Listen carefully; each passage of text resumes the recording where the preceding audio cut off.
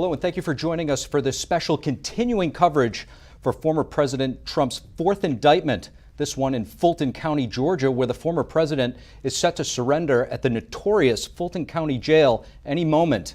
This indictment brought forth by Fulton County DA Fani Willis, encompassing RICO charges, which have implicated many of the former president's advisors and legal counsel. Stay with us for the next 2 hours as we'll be following the former president as he gets set to be processed at the Fulton County Jail. Joining us now, we have Jesse Bunnell, Trump lawyer, Joshua Phillip, host of Crossroads on Epoch TV. Joshua, we're going to go to you first. What effect do you think these indictments will have on the 2024 race, but more importantly, on our country? If anyone seems to be taking it pretty light, it's ironically Trump. If we watched his of course, interview with Tucker Carlson last night, there was something really interesting in it. Trump was asked by Tucker a couple times, in fact, do you think this will escalate? Tucker was suggesting that they've essentially attacked him in every way. He said, do you think they'll try to kill you? And Trump, in an interesting way, kind of downplayed that a little bit and then went into, I would say, what gives him hope. And I talked about this on my show earlier today. Trump is saying that polling data is showing that despite the attacks on him, people are rallying behind him.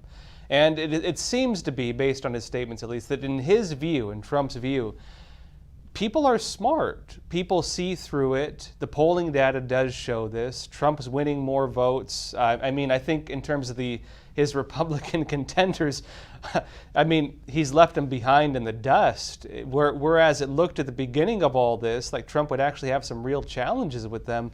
He's leading by 40, 50 points depending on what poll you go by. In terms of the nation, I definitely think that maybe the first time people said, the first indictment, people said, well, Trump's getting indicted. Second indictment, they're like, something's a little fishy here. Third indictment, it turned into a scandal. And now fourth indictment,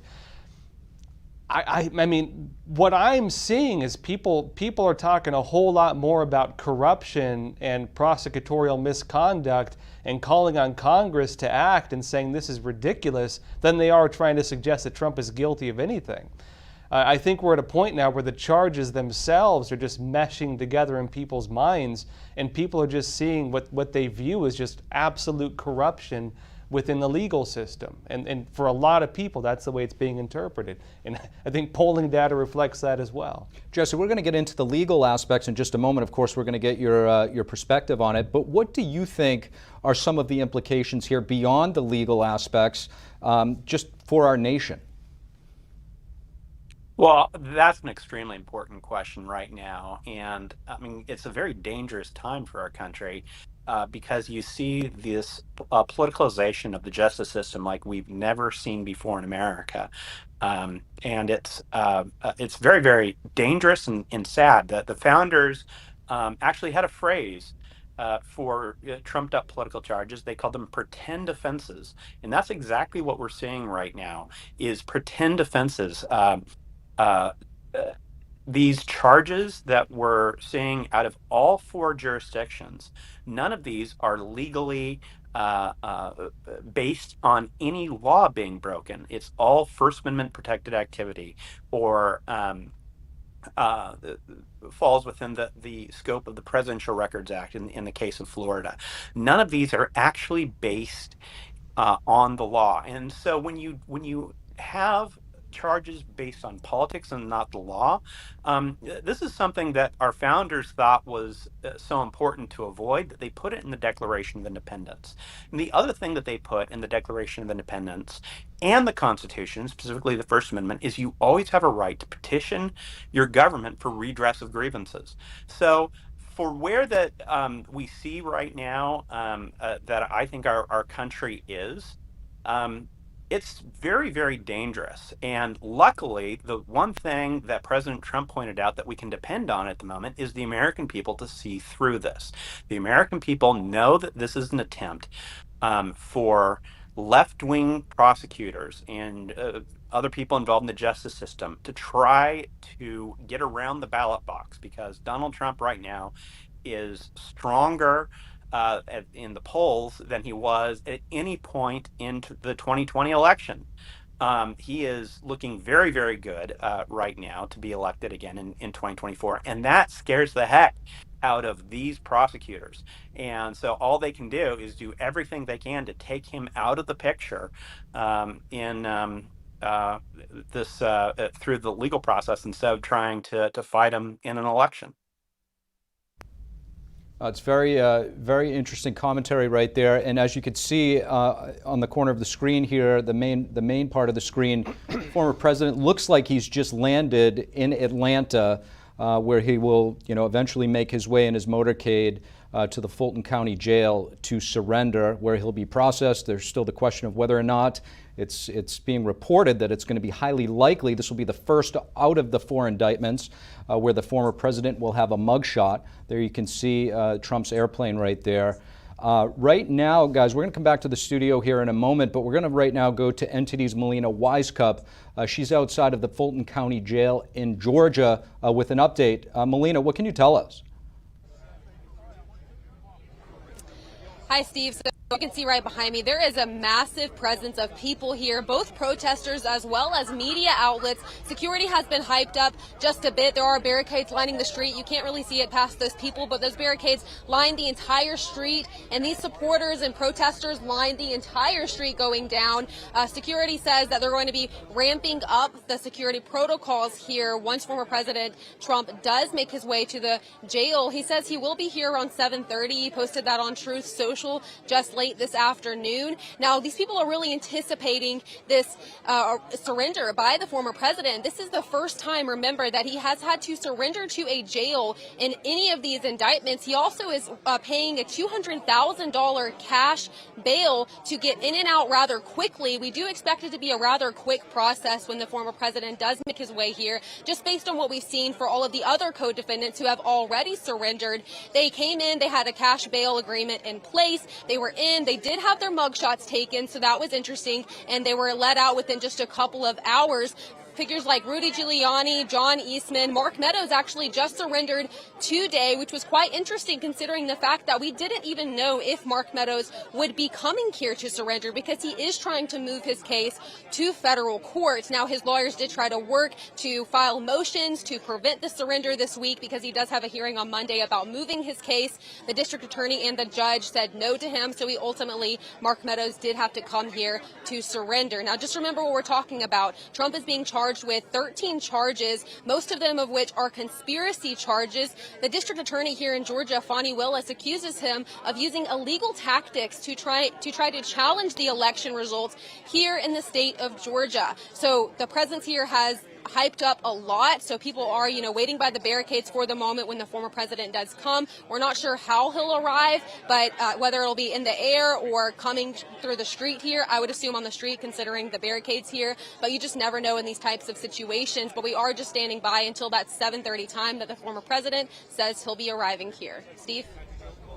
And today's Melina Wisecup with a report from the Fulton County Jail in Georgia. Melina, we'll come back to you in just a little bit. Thank you for that update. In the meantime, guys, I want to bring the discussion back here with host of Crossroads on Epic TV, Joshua Phillip, and a Trump civil attorney in his civil matters, Jesse Banal. Thank you both for joining us here. I want to get your thoughts. Last night, Trump ran some counter-programming to the GOP debate, which is already losing air because of what we're talking about right now. During his interview with Tucker Carlson, which aired last night, Trump said that the indictments against him were both trivial and directly criticized Fani Willis, the DA in Fulton County. Let's watch part of what he said and get your reaction. I got indicted 4 times. All trivia, nonsense, bullshit. It's all bullshit. It's horrible. How do you do that? How do you get indicted, every week and stay cheerful? It's, I think it's a lot easier because I'm so high in the polls, because it means the people get it. The people see it's a fraud.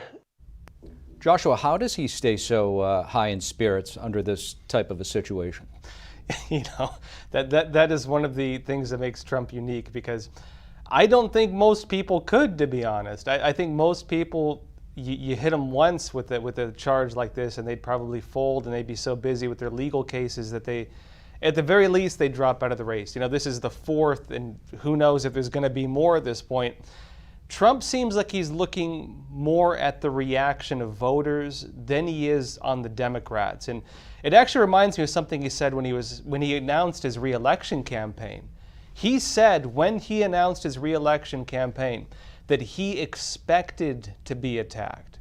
And to me, that suggests that Trump knew what he was walking into.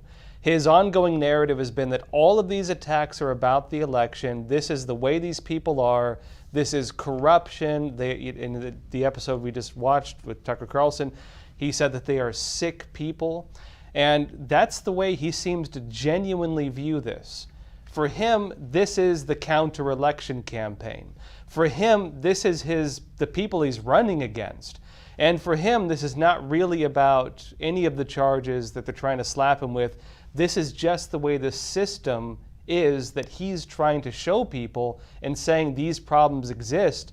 And I think people are watching an incredible, just live action, visceral display of everything he's warning about. I think for him, I think he genuinely believes this, that this is a pure example of the very thing that he's campaigning against and the very thing he's hoping voters realize exists. And when he sees the polls go up every time he gets indicted, for him, that's a sign of hope that people get it, and he's probably going to win, at least based on what based on his words. Jesse, I mean, whether you love or hate the president, you know the president personally as a client. When you go to, Mar-a-Lago, you see the life that he lives. He doesn't necessarily need to put himself through this.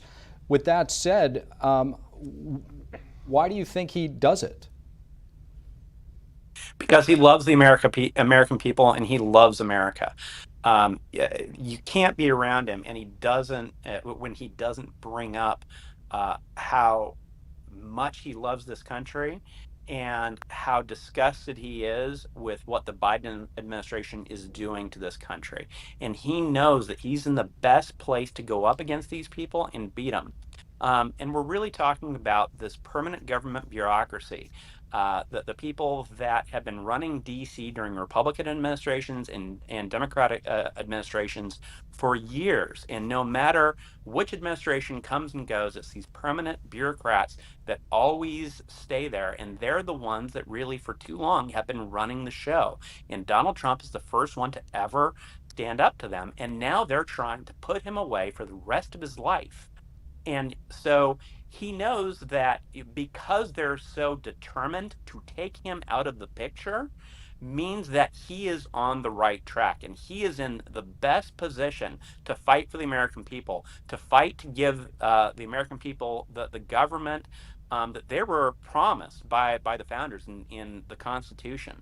And the unfortunate fact is in doing that, we've seen these permanent bureaucrats and left-wing radicals show their true color and try to drag America down into the depths of Marxism that unfortunately so many other countries have fallen into. And for our viewers, as you can see on the screen here, former President Trump has landed in Georgia. We're waiting for him to exit his plane and make a departure toward the Fulton County Jail, where he will surrender and technically be arrested. In the meantime, if we could pull up CG3 here, and Joshua, I want to get your thoughts on the polling. After the fourth indictment, when it comes to Iowa, polls are coming out where the former president is gaining steam, and there he is right now. We'll take a look at him as he takes a walk down the steps to enter his motorcade. There you have former President Trump making way to surrender and be arrested, where he will likely have a mugshot, which will certainly be used in different ways after it is taken. There he goes right now into his motorcade. He did not talk to the press. We don't know if he will after, but there he is. We'll watch for a moment.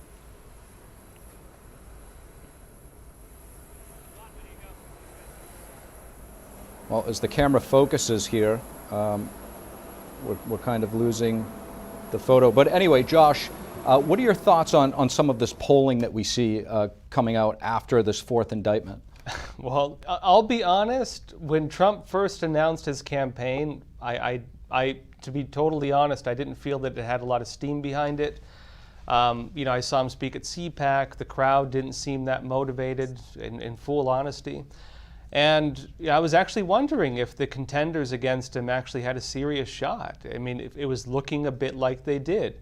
DeSantis was generally pretty close. Some polls even put him over at first. And then the indictments started hitting and everything shifted. Trump shot up in the polls. Some even put him ahead of Biden. CNN recently was talking about this, in fact, suggesting on 3 different polls that he presents a serious threat to Biden, and this is, of course, based on their polls. Among the Republican candidates, Trump is, at this point, almost guaranteed to get in. I don't know what could possibly derail it. At this point, one of the questions even asked to his competitors within the Republican race, they were asked if they would still support him because they all signed the RNC pledge, and all but I think 1 or 2 said that they would support him, even though some, slowly raised their hands and said it. Ironically, I think these indictments, that these charges are helping him more than any of us could have foreseen. And I think if the intent really was to rig the elections against him, I think it's backfiring incredibly right now. Jesse, how do you think tonight's surrender will ultimately help or hurt Trump's poll numbers? If it's everything that's happened before, I think it's going to continue to help his poll numbers because it's going to galvanize the American people. And I think especially right now in the Republican Party, I think voters are saying that no matter what I may have thought about Donald Trump before, we cannot let these government bureaucrats and radical prosecutors determine who the next president's going to be. They're not going to take this away from the American people. So regardless of what I thought about Donald Trump before, now I definitely support him because we have to have a united front against these left-wing radicals that are going after him. So I think that the nomination is in the bag. I think, while you never want to be too confident, I think the American people know that yesterday we saw the vice presidential debate is really what that was. And then we saw the Republican nominee talking to Tucker Carlson. It's going to take something. Donald Trump is, I think, as strong as he's ever been because we see how unflappable he is. We see that no matter how much that they throw at him, he just keeps cool, calm, and collected, and keeps his sights on the main goal right now, which is giving this country back to the people. Jesse, I just want to follow up with a legal question. 4 indictments, this isn't make-believe. As sometimes when we watch these things play out from afar, it almost feels like a fairy tale. You read some of these indictments and it feels like a mystery novel, but this is real life for the former president. He is facing, I believe it's 91 charges. And a lot of time in prison. So out of these 4 indictments, is there one in particular that stands out that may prove the most trying for the former president? Well, no. All 4 are legally baseless, and so let's just talk about the 4 real quick. You've got New York, and you've got Alvin Bragg in a case that's been brought in front of a judge that's a Joe Biden donor. There is a real problem with whether Donald Trump can get a fair trial there, for sure, especially in Manhattan. But it's all based on the allegations that a non-disclosure agreement is somehow illegal, which is crazy. Non-disclosure agreements are something that people have in contract law and settlements and whatnot every single day in the legal community. And then you look at the case in Florida regarding his documents. And you have the fact that the prosecution has completely ignored the fact that presidents are legally entitled to review their records. And that's something that Congress specifically provided for, and the presidents are not subject to the Espionage Act. That's something that legally is very, very true. And then you have these kind of cousin indictments in both D.C. and Atlanta, where it's charging some sort of weird conspiracy to engage in protected First Amendment activity. And it's about as crazy as charging someone with an indictment, indicting somebody for going to church on a Wednesday instead of a Sunday, because traditionally church is held on Sunday. It's crazy. People always have a right to contest elections. Everybody has a right to ask government officials to do X or Y. That's something, again, that's the right to petition for redress of grievances. So each and every one of these cases is so legally baseless that it really shows you how clean a life Donald Trump has really lived, because this is the best they got, and it's nothing. They're just determined to follow the old adage from Stalin, that show me the man and I'll give you the crime. Except they haven't been able to come up with anything that's really a crime. So it's craziness. Jesse and Josh, if you guys would stay with us, we'll be right back with more live coverage of this unprecedented indictment, the fourth one of former President Donald Trump. But first, we asked some Trump supporters outside of Fulton County about this latest indictment. Here's what they told us. Trump can do international business well, and when he put those tariffs on China, made China back up. No, not that's my man. That is he knows the world system better than any of those guys. We need this country saved. It needs to be saved right now, as everyone knows. Everyone can see, even though some won't admit it. It's going down and fast. So he has 4 years of proof that he can turn it around, and I believe he will. So my support for him is unwavering. They're making the claim of illegality, and they never checked the reason that they're claiming the illegality. They're saying he questioned the election. So did we. We were up that night, and we watched the vote stop, and we're going, what's that all about? And then he was winning, or won at that point, and then it flipped when it came back, and we're looking, what happened? And we watched it in real time on the TV. The votes changed. That was a shooting gallery up there. I could hear the tremble in his voice. She suffered a very severe beating. The video is pretty graphic. Justice for us seems almost impossible. It's not fun to watch somebody die, and they knew she was in mortal peril. They have not asked the hard questions. Why was the Capitol intentionally unsecure that day? The FBI had information about security concerns before January 6th. They're out for blood, and they're getting it. They appear to be winning. Were the actions of the Capitol Police out of line? Were there violations and use of force? Now I describe it as an inside job. I'm ready to do whatever God calls me to do.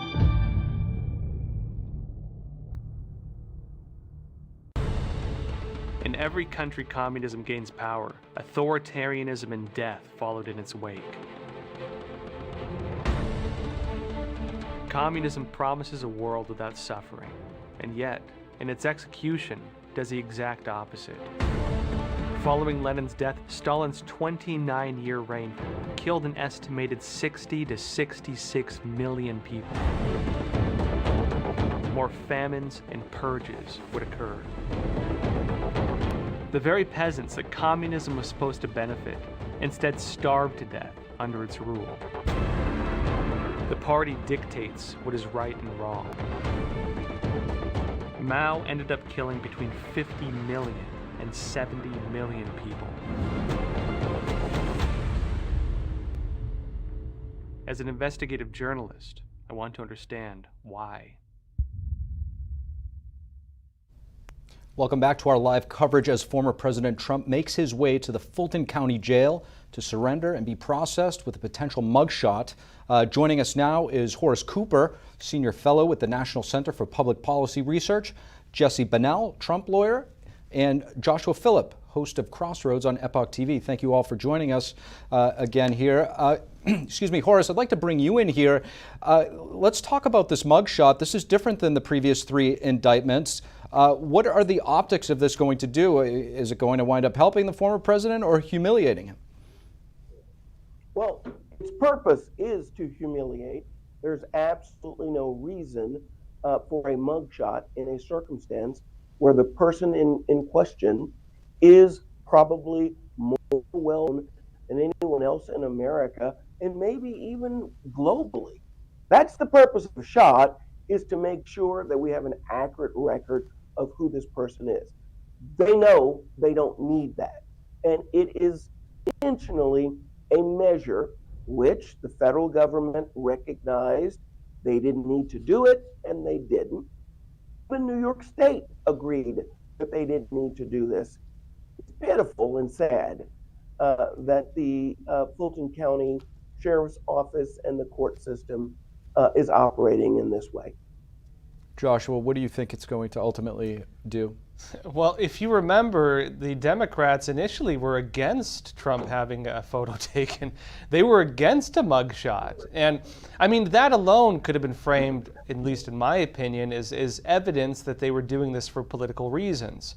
When Trump was indicted in the other cases, they didn't book him like this. There was no photo taken. They were even suggesting that if they did take a mugshot, that they would not release it publicly because they were worried Trump was going to use it to campaign.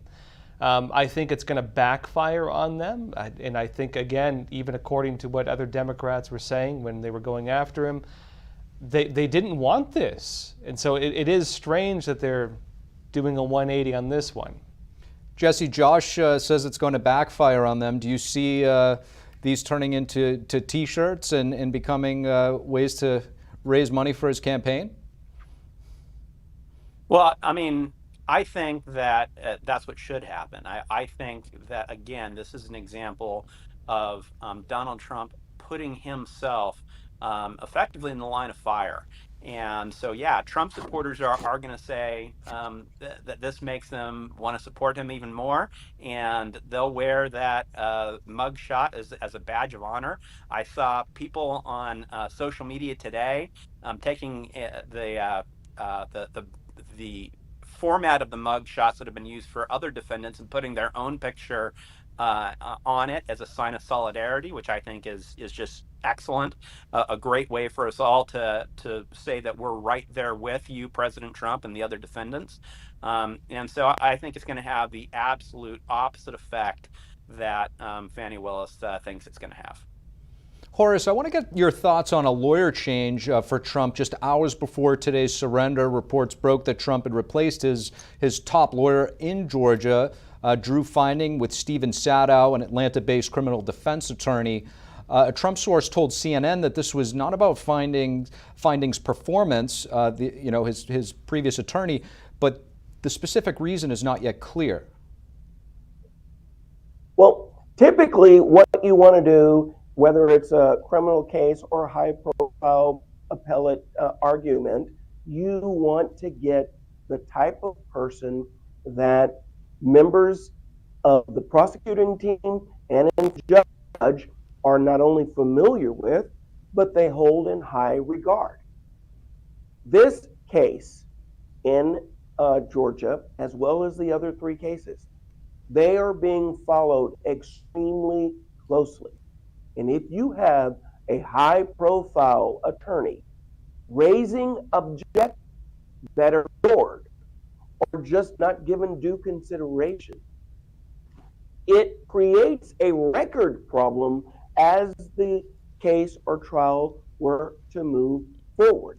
One of the things that we see in regular criminal court cases and, as I said before, appellate advocacy cases is judges understand that those experienced and highly regarded advocates are to be given a little bit more deference. We're not to just simply ignore them, and we trust that they're not going to be wrong on the law and they're not going to raise frivolous objections. So this is actually a very, very smooth, clever, and useful move on the part of the Trump legal team. Joshua, how cautious do we have to be to some of these mainstream media narratives that come out, remembering back to the 4 years Trump was in office, that his whole staff was in chaos? Well, you mentioned 4 years. I mean, how cautious have we had to been about the way the media frames these attacks on Trump from the very get-go? From the minute he went down the golden escalator, they've been attacking him. And as we've seen with just about every case previously, it turned out to be nothing. You know, they turns out now we know they fabricated the entire Trump-Russia narrative.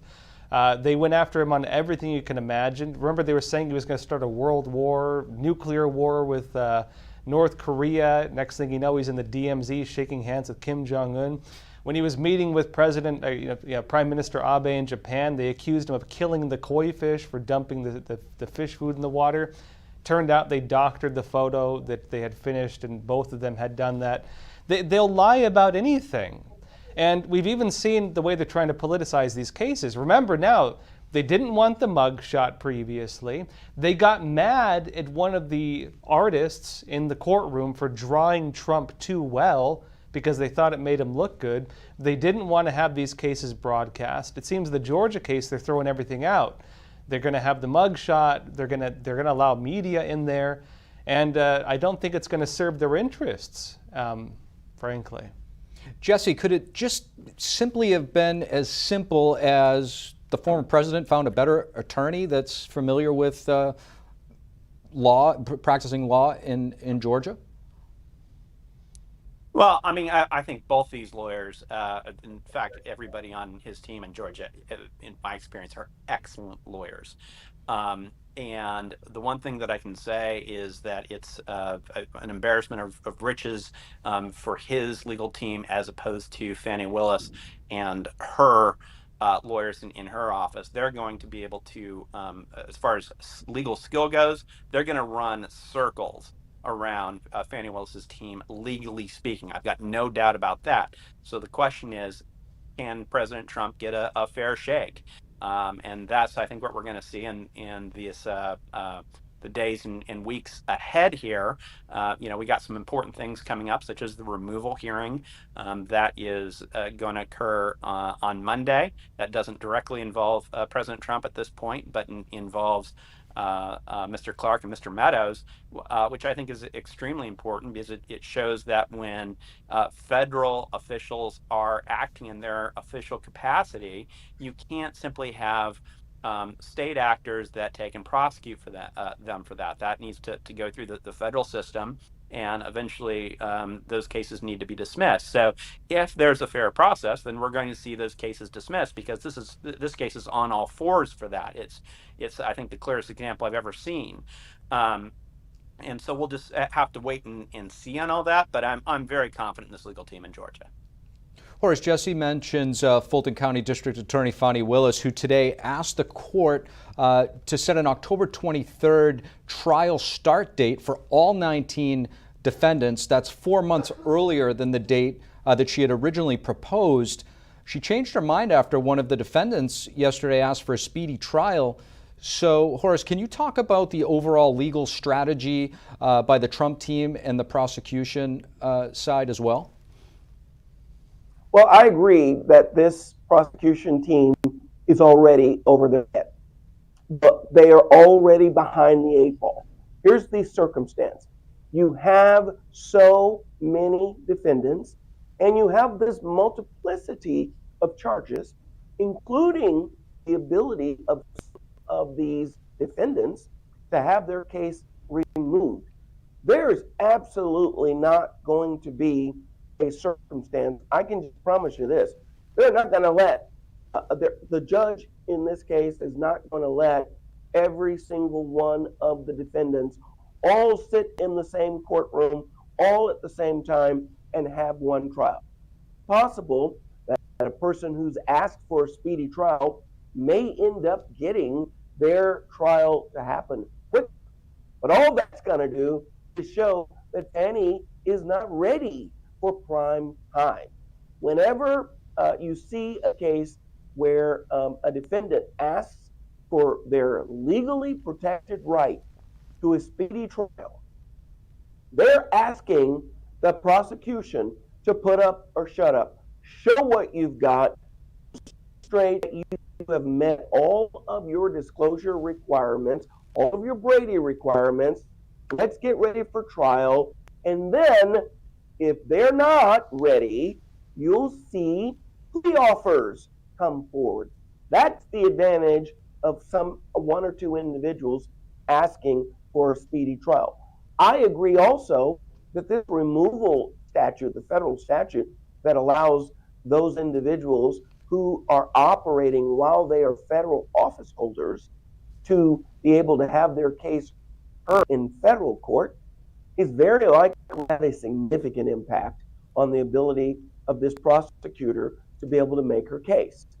Her case isn't really solid in the first place because she's going to have to show us that besides public advocacy, besides contacting elected officials, besides insisting to the world that he carried the state and that only because of unlawful behavior was he denied, they really have to show people sat down, agreed to a conspiracy, show who those conspirators were and what are the actions. You don't get to show with a bank robbery case that so-and-so Joe showed up at the bank 6 times in the months leading up to the bank robbery as evidence of that person's conspiracy to participate in a bank robbery. You absolutely are going to have to show something of substance. And in this case, it appears that the primary So Horace, I'm just going to jump in here. Horace, I apologize to cut you off here. I just wanted to bring it to our viewers' attention. I don't know if they could see, but as Horace was talking, there was a camera following Trump's motorcade. It lost connection, apparently, when he entered into the premises, likely going underground into the facility there. So the former president has entered the grounds at the jail. He is, set to be booked and processed, and that's where he's going to likely have his fingerprints taken, or maybe not, in a mugshot. So Jesse, we're going to actually get your thoughts here. What should we expect right now as the former president sits inside of this Fulton County jail? Well, I mean, this is, I think, a very different process than what we've seen in for instance, in the federal courts actions and in the New York court actions. It's something that Georgia has a little bit of a quirk in their system where instead of going to the court for an arraignment in your initial hearings, you actually are booked in the jail facility there. And so they'll go through their booking processes as well. It is something that I believe was negotiated very carefully with the Secret Service because, of course, the Secret Service is bound to always have him in a secure location, in a secure way to make sure that he can't be harmed by others. I mean, of course, you can imagine that one of the most notorious jails in the country is not an easy thing for the Secret Service to be able to secure. I think this is one moment where we really need to appreciate the important work that the Secret Service does in protecting, presidents and former presidents.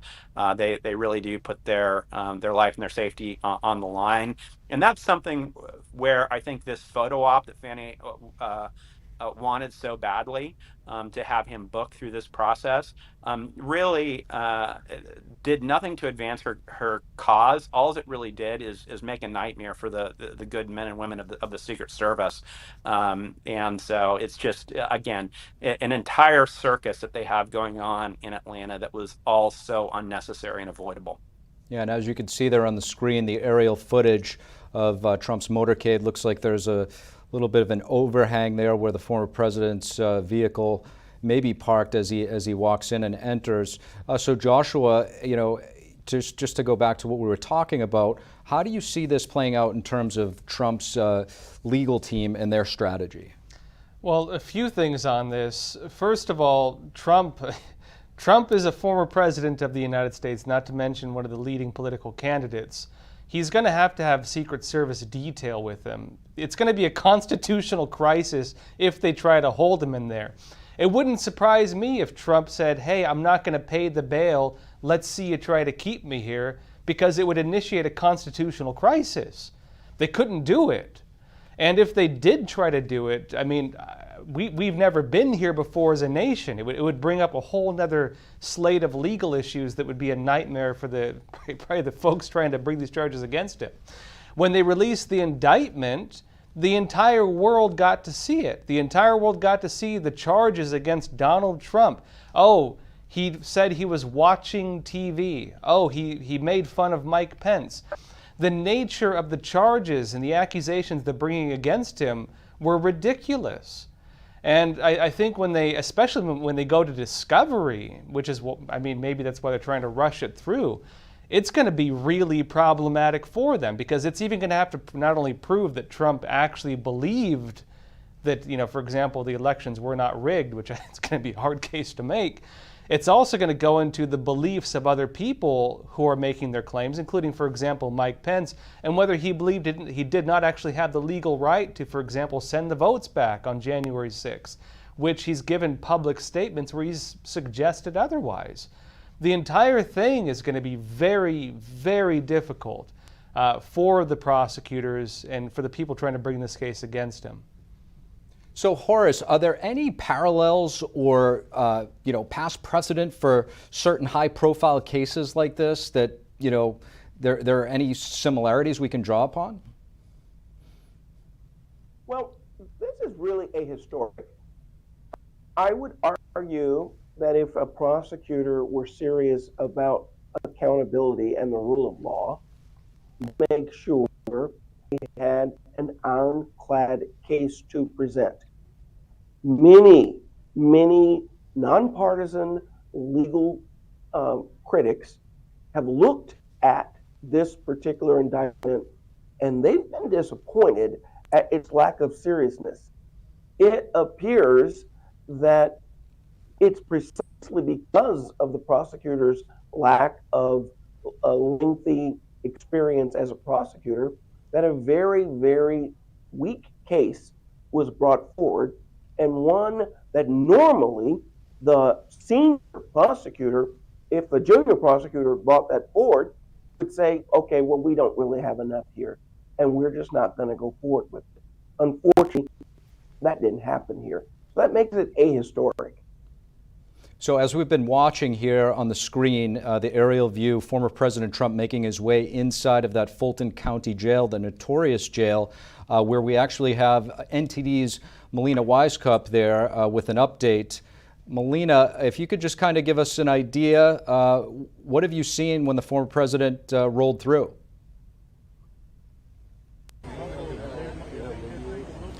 Well, Melina, looks like she's not with us right now, but we'll go back there as soon as we get her. Joshua, I mean, right now you see what's happening here. The optics, it can go, depending on, if you're split down partisan lines, Republican or Democrat, the optics can go either way. Well, let's look at what's happening right now.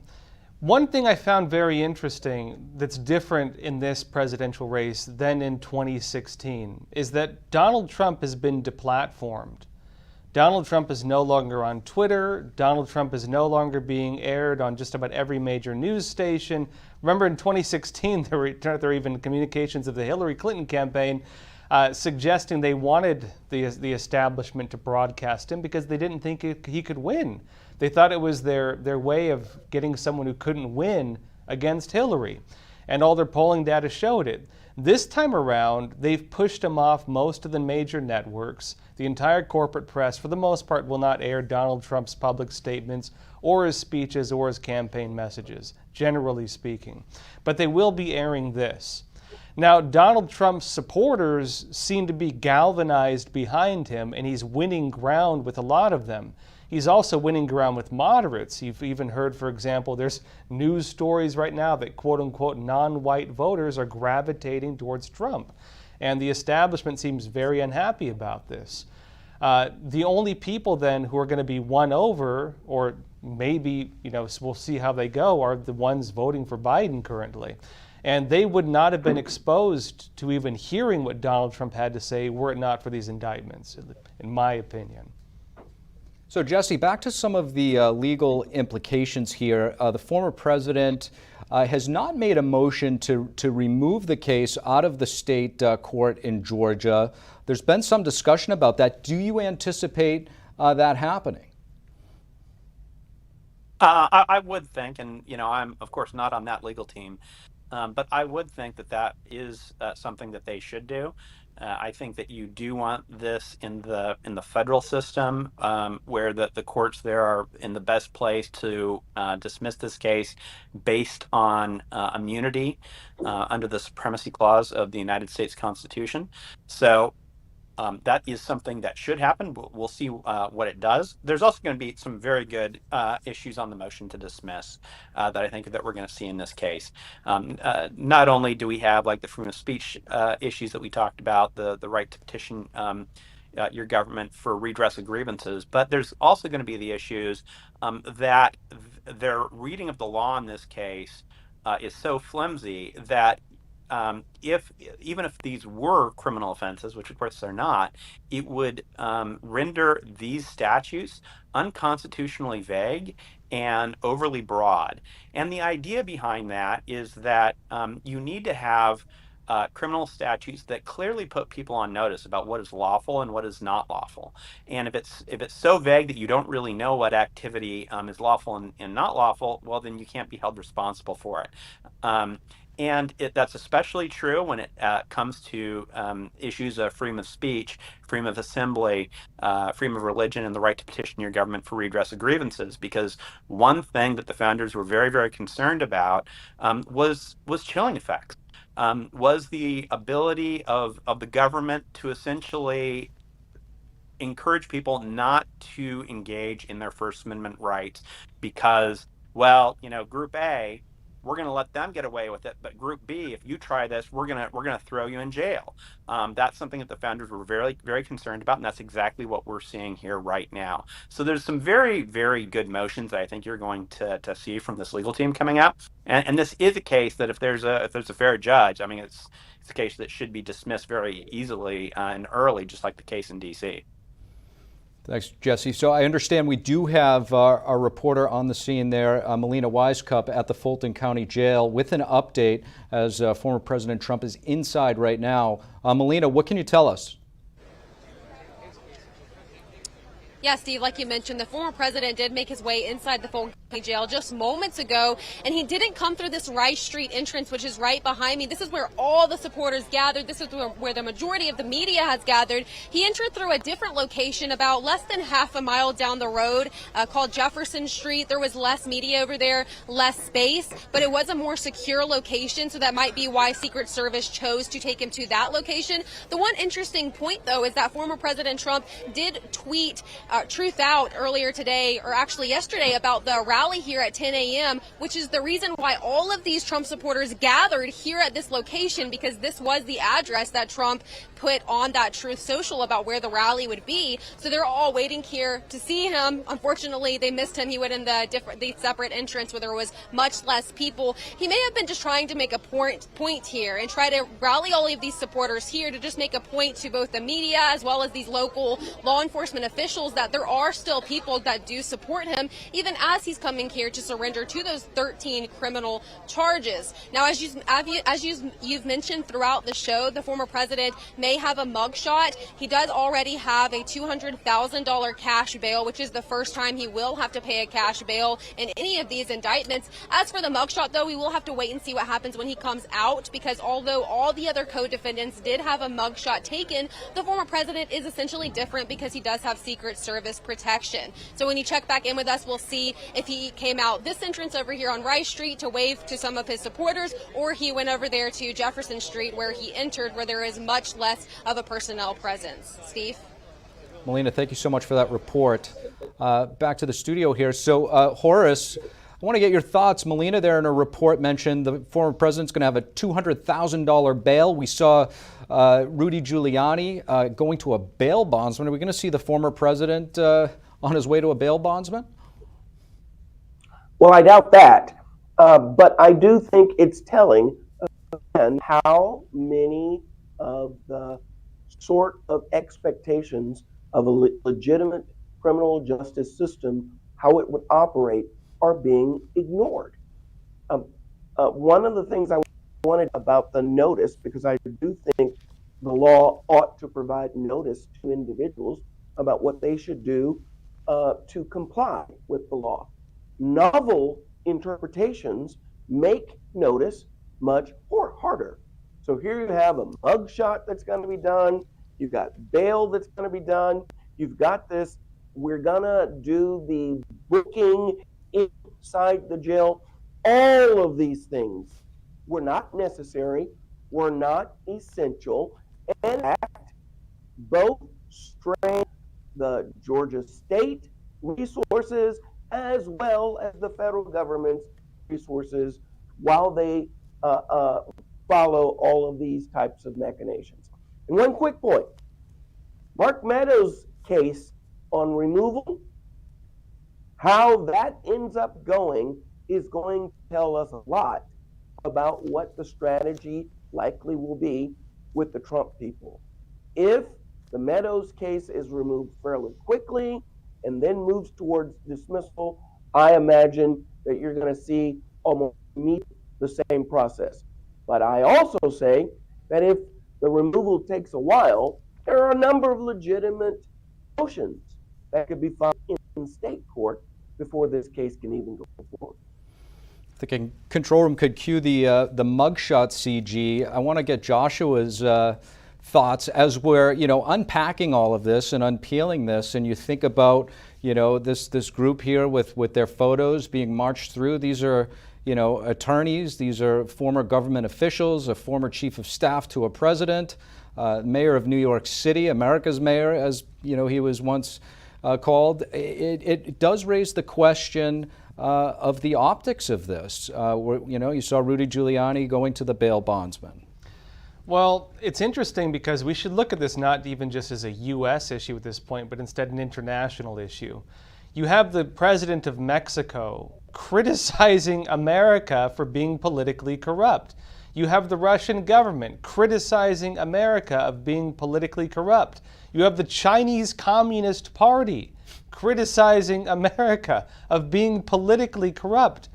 And, a lot of people would suggest, if you believe that the narratives in this level, that when you get to the real interests in Washington, a lot of it has to do with foreign relations. When it begins damaging the very image of the United States and the narrative on which we base our diplomacy, the narrative on which we base the idea of the American idea and what we represent for the world, the very basis of the Pax Americana, these images are a banner now for every corrupt regime on the face of the planet to parade in front of all their constituents and all the people in those countries the new image of America, that this is what America does to its political enemies.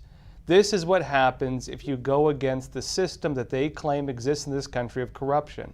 And this is what they will use as the excuse when they abuse their own people and when they target their own political enemies. This is going to be damaging to the United States on a level of which we cannot yet even begin to calculate. And I believe that on basic diplomacy issues, on trade issues, on human rights issues, this is going to be something very damaging for the Biden administration. I think they're going to have to question whether it's even worth it, the amount of harm they're going to be causing to the United States diplomatically, let alone domestically, and the image it projects to Americans. This is the new campaign image. You're looking at right now at the new campaign banners, the T-shirts, the flyers, the flags, the images that are going to be plastered everywhere, and that are really going to be called, I think, considered historical, symbolic images of everything that's gone wrong. At the very least, that's the way that Trump supporters are going to be using them, and that's the way that many countries in the world are going to be using these images. Jesse, Joshua makes a really powerful point. What do you think are the international implications when you do have some of these autocracies looking into the United States that are, masters of propaganda? Well, I think Josh is exactly right, and we've lost all moral authority in the world if we do not take and fix this. And that's why I think one of the really important things that happened today is that Jim Jordan and his committee are now investigating Fannie Willis, and they need to continue to also investigate the other prosecutors involved in this as well. We need to have congressional action to make very, very strong legal changes that make it so that political prosecutions in this country are not only illegal, which they already are. It's already a violation of civil rights under color of law. It's already a federal offense. But it needs to be a much harsher penalty for prosecutors that engage in this behavior, and we need to have accountability. At the end of the day, it is extremely important that these prosecutors face justice for what they've done for destroying America's moral authority in the world. So Horace, with a world that we seem to be living in with so much relative subjectivity in interpretation, different interpretations, how easy do you think it will be to ultimately prove what Jesse is talking about? Well, I think the left, by endorsing these types of actions, there has been no prominent liberal, except for perhaps Professor Alan Dershowitz, who has denounced this sort of behavior that we're witnessing. It's lawfare, and it's an attempt to change. Horace, I apologize. I have to cut in on you again here. The former president is now departing. He's departing the Fulton County Jail, where we're being told that he did have a mugshot. The former president, 45th president of the United States now, 4 indictments in. This is the 4th one. The previous 3, no mugshot. This one, we're being told you will start to see the former president's mugshot circulated. It will join, the list that we've put up on our screen before with the CG. With he'll be joining former Chief of Staff Mark Meadows, his attorneys Jenna Ellis, Sidney Powell, and others. So the former president right now leaving the Fulton County Jail as we speak, excuse me, where he's set to head off to the airport. We don't know yet. He may give a speech, he might not. We're going to follow the motorcade here. We're going to bring you the latest as he departs the Fulton County Jail where the mugshot was taken. Horace, I'll come back to you now. I apologize. No worries. I was just about to make the point, however, that history gives us some information. Talking about centuries-old history, I'm talking about 2016. I remember when there was an ongoing effort to make electors become faithless, get them to change the vote and thwart the will of the states where they resided. There were significant pressure campaigns. There's been no indictment. There were also so-called voter agreements, which appear to me to at least not in keeping with the notion of self-government. And these voter agreements were that if you would agree to vote against Donald Trump in your state as a voter, I'll vote in my state a certain way on issues that mattered to you. Our system is state by state, we hold elections. Again, when these mechanisms were openly discussed on social media, I didn't see prosecutors announcing that they were going to hold this kind of behavior. It was looked upon as maybe mere extra political enthusiasm that was taking place. There was a real risk that the Electoral College vote in 2016 might have changed as a result of this influence. We know in 2020, no change in the electoral vote occurred. How is it now it's the prosecutor, then the public open effort that went underway was completely ignored and treated as benign? Can I jump in on that real quick? So, Joshua, if I can just jump in and just add one thing, because I think those are some very good points, and I'll say that bribery is giving someone something of value for their vote. That's right. And That's right. so when they were giving people something of value for their vote, saying that I will vote for candidate X if you vote for Hillary Clinton instead of the Jill Stein, that was bribery. And likewise, in the elector case, they successfully got 10 electors to change their vote in the electoral college vote. So that was an actual case where 10 electoral votes were actually changed. No charges of any of that. It really does show the two systems of justice in our country. Joshua, to Jesse's point, and Horace, Alan Dershowitz, to mention him again, he talked about the 2000 race with Al Gore, where he did a very similar thing that these attorneys have done for Trump, yet with very little fanfare. Well, I'll be totally honest. I think the Democrats better hope that no Republican ever comes into office ever again, because what they're doing right now is they're setting some really serious legal precedents. If you look at what they did, not only with the electors and getting them to switch their votes, which the Democrats did in fact do, the media was involved in it, many members of Congress were involved in it. You even had, like, if I remember right, like a lot of actors and otherwise. A ton of people were involved in it. And if they want to call that racketeering, a RICO case, that there was some kind of broader conspiracy, you could wrap up a whole lot of people in the conspiracies then and the conspiracies that followed. For example, the text messages of their quote-unquote insurance policy against Donald Trump if he were to win. For example, the creation, dissemination, and the use of fake information, being the Trump-Russia scandal, to try to prevent Trump from getting into office in the first place, to open investigations into his campaign, and even try to remove him from office when he was still president. What do you call it when you have the intelligence community working together with politicians and the media to try to remove a sitting president from office? You call that a coup d'etat. That was actual insurrection, a real case of actual insurrection. And if you want to talk about RICO and racketeering, a conspiracy to carry that out, they did that. And if you take that in context of everything else we witnessed, they have done just about everything they've accused him of doing. Yep. And if we want to see now legal precedents come back and bite them, that ammo is sitting around now. This is there now, not to mention the classified documents and everything else. Unfortunately, guys, we're out of time for this segment. Horace Cooper, Jesse Bunnell, Joshua Phillip, thank you guys so much for your perspective. Please stay with us. We'll come back with another panel in just a moment.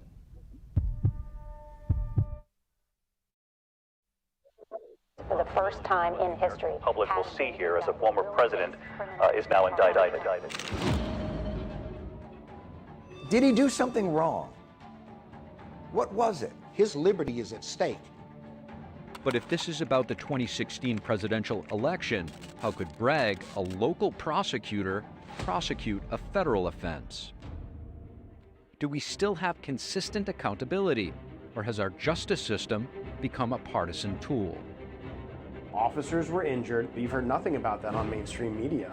And I said, are you going to treat these two cases the same? He refused to answer my question, said he hadn't even heard of or knew that the Department of Interior had been raided. If it could happen to us, it could happen to you. Physical assassinations are much messier these days, so you assassinate by narrative. There was a time in America when both parties were patriotic. Your efforts were to win a general election, not to put the opposition in jail or ruin them financially or destroy them. Perhaps what we need is a rebirth of our nation, a return to the moral values and principles upon which it was founded. Only by embracing these values can we hope to move forward and secure the future of our great nation.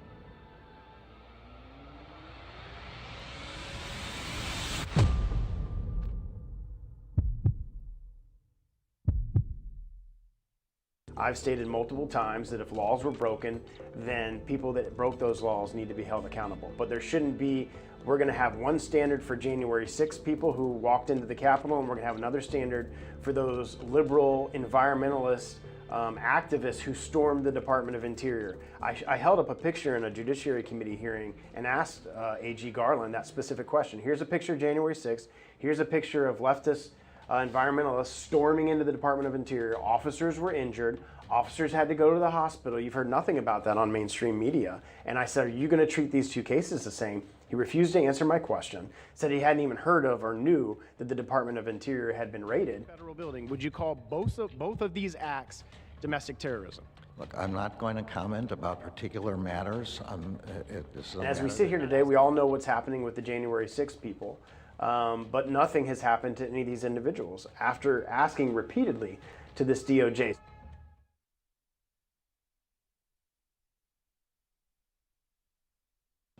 The stories that need to be told, the voices that need to be heard, the truth that you need to see. Get unbiased and in-depth news. Don't miss a beat. I'm Stephanie Cox. At MTD, we're here for you. Welcome back to our special live coverage where former President Trump has just left the Fulton County Jail where he was processed, arrested, and from what we're being told in reports, a mugshot was taken. Right now we're going to go to the scene of the jail. NTD's Melina Wisecup is there for us with a report. Melina, what are you hearing? Hi, Steve. Yeah, so as you just mentioned, the president was in and out very quickly, just as we expected. We're unsure about that process, though. We are seeing these reports, just like you are, that a mugshot was taken. We did see a photo. However, later we were told by our advisors that actually that might have been a fake one that was photoshopped, and that spread so quickly. So you can just see how quickly fake information spreads. He was wearing reportedly a different tie in that fake mugshot than he was today when we saw him getting off his airplane. Now, as for what's next in this case, the former president has replaced his lead lawyer in the case. Now we're going to be looking to see how he handles it. What's their legal strategy here? One thing that's interesting to me is the fact that he didn't quickly move to try to move this case to federal court like Mark Meadows, considering Mark Meadows did this on the grounds that he was an acting official at the time that these actions took place. The former president also has the same standing here because he, of course, was sitting in the White House at the time that these actions took place.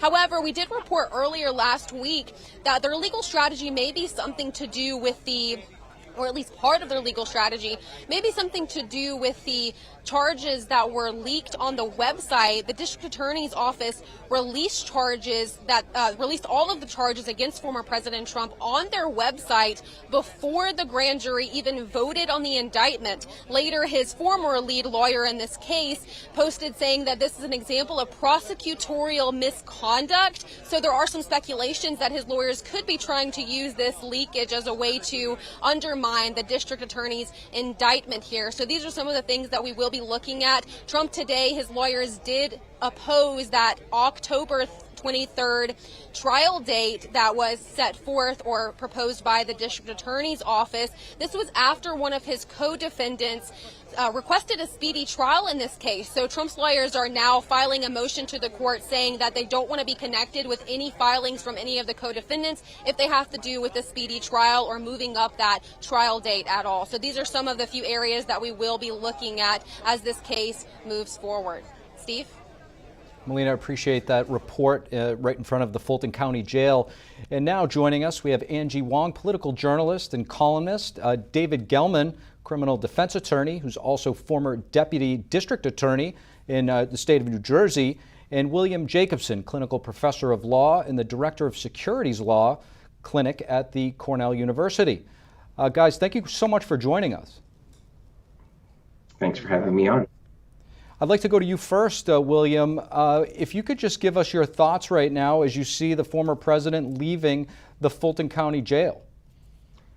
Well, obviously, this is unprecedented. It is in many ways a sad day, particularly, and I think you know my views on this, that I don't think the charges, the RICO charges, justified here, but if it was, it should have been brought a year ago.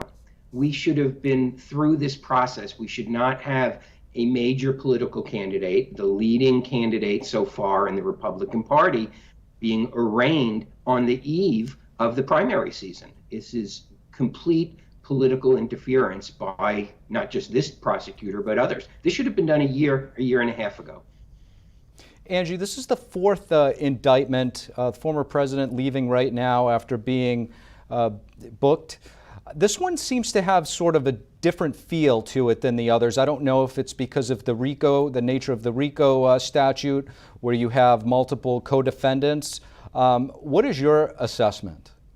Well, this particular case has 19 defendants. We've never seen a case like this before. How are you going to get 19 defendants and all of their lawyers are all going to have 3 to 4 lawyers each into a courtroom? You're going to need to have a football stadium to host this case.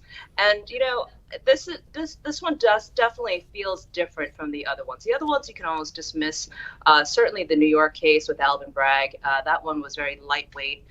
You have some other ones that are much more substantial, like the Mar-a-Lago case, where there are actual documents to be admitted as evidence. This particular one is, they're trying to round up all of Trump's troops so that they can no longer investigate what was happening in Georgia in 2020 and for the 2020 election. And this one feels more of a just a roundup of all of his officers. And that's why I think that this one has a lot more weight because of all the people involved. This is a name and shame and smear campaign by the district attorney. And I was listening to your report earlier. I think that's exactly right. They should keep it in the state courts because there were so many mistakes that were made early on that there was probably going to be a much more higher bar to dismiss this case. David, to Angie's point, I want to get your thoughts on the fact, the RICO nature of this and how certain motions, say, for instance, you have Mark Meadows or Jeff Clark filing to dismiss the state level case, how that can actually affect everybody's case. How does that complicate things or actually help things? Well, it all depends on what all the attorneys are going to be trying to do. Now, if I'm Trump's attorney, obviously I'm going to be the main cog in this whole thing. So everybody should really be planning around what Trump's attorneys are going to be doing. And frankly, they all have to take a back seat to Trump's attorneys, as it should be. So what's going to happen, in my opinion, is Meadows and the other attorney, the other co-defendant, their attorneys already filed the motion. I have a feeling that now that Trump has a new lead attorney here in the Fulton County matter, that they have to get together with Trump's new attorney. And again, most likely Trump's attorney is going to be filing the motion to dismiss. Probably every other attorney is going to be as well. But if that is not successful, then everybody is going to have to line up in back of Trump's attorneys, and everybody is going to have to take their cue because, President Trump, he's the number one guy in this, and it's all going to be dictated on what he does. William, to David's point, why no motion from the Trump team yet on this? Is it strategic? Is it potentially an oversight? Would it ultimately be easier to transfer the entire case to the federal court? Well, that may end up happening. I mean, this is not something that is usual, but we have been looking into it, and the law is not crystal clear, but if Mark Meadows is successful, it's entirely possible that the entire case will be pulled up to federal court. Donald Trump, I think, has 30 days from this arraignment to file his motion to remove to federal court. So there's no rush for him to do it. He could wait and see how the judge rules with Mark Meadows. Perhaps that might inform him as to what motion he's going to file. So I don't think there's a super rush there. And particularly if Donald Trump doesn't want a quick trial, doesn't want a trial before the 2024 election, the longer it takes for this to get to federal court, the more likely it is that he'll be able to get that delay. So I don't think he had any time pressure. And his lawyers, particularly since he's switching lawyers, may want to just wait a little bit and see what happens in federal court on Monday. William, thank you so much for that assessment. Right now, as you can see on the screen here, the camera's a little bit unstable. The former president seems to have arrived at the airport. Last indictment, I know we're all losing track at this point. He did say a few words, and we're just waiting right now to see if he will speak to the press. Right now, it looks like he is parked right in front of his airplane. And like I mentioned last time, he did, after being indicted, make some statements, and it's moving up here right now, and we're carrying this feed right now to bring you the latest. We're watching very closely here as the former president has just been arrested in the Fulton County jail and is awaiting to board his airplane. And we're just seeing here if he's going to speak to the press. In the meantime, Angie, I'll bring you back in here. What do you make of the optics of all of this? Yeah, I mean, this is the election, guys. This is election 2024. We're watching it unfold. There is no campaigning. There's no kissing babies. There's no talking about real American issues. There's no talking about how eggs are $1 a piece and gas is going back up to $5, $6 a gallon. This is the election. And what's scary is that this is a Democrat-driven narrative that we're all playing in. This is from their script. They wanted Trump entangled in multiple cases and basically in court pretty much the entire election season. He's not doing his rallies. He's not going up to all the key states that he needs to be in to basically get the votes for the primary. That's what he should be doing right now. And campaigning has completely flipped on its head. On the flip side of this, you have Joe Biden, who's sitting on a beach for most of the summer. And he's getting work done by the beach. He's inviting world leaders to join him at the beach. It's a really strange season. And you know, being from campaigns, I can see why they're doing this, because there's already a lot of election engineering happening. This is a math game, ultimately. It's about votes, it's about registering voters, and it's going to be about mail-in ballots, drop boxes, and all those things that we were talking about just last election. So all of this is a great distraction from what's really happening, which is Democrats are signing up new voters. Angie, the former president is getting out. I'm just going to cut you off. It looks like he's about to approach the press right here, so we're going to bring you this live. Being here, I really believe this is a very sad day for America. This should never happen. If you challenge an election, you should be able to challenge an election. I thought the election was a rigged election, a stolen election. And I should have every right to do that. As you know, you have many people that you've been watching over the years do the same thing, whether it's Hillary Clinton or Stacey Abrams or many others. When you have that great freedom to challenge, you have to be able to, otherwise you're going to have very dishonest elections. What has taken place here is a travesty of justice. We did nothing wrong. I did nothing wrong. And everybody knows it. I've never had such support. And that goes with the other ones too. What they're doing is election interference. They're trying to interfere with an election. There's never been anything like it in our country before. This is their way of campaigning. And this is one instance, but you have 3 other instances. It's election interference. So I want to thank you for being here. We did nothing wrong at all. And we have every right, every single right, to challenge an election that we think is dishonest, that we think it's very dishonest. So thank you all very much, and I'll see you very soon. Thank you very much. Did you pardon yourself?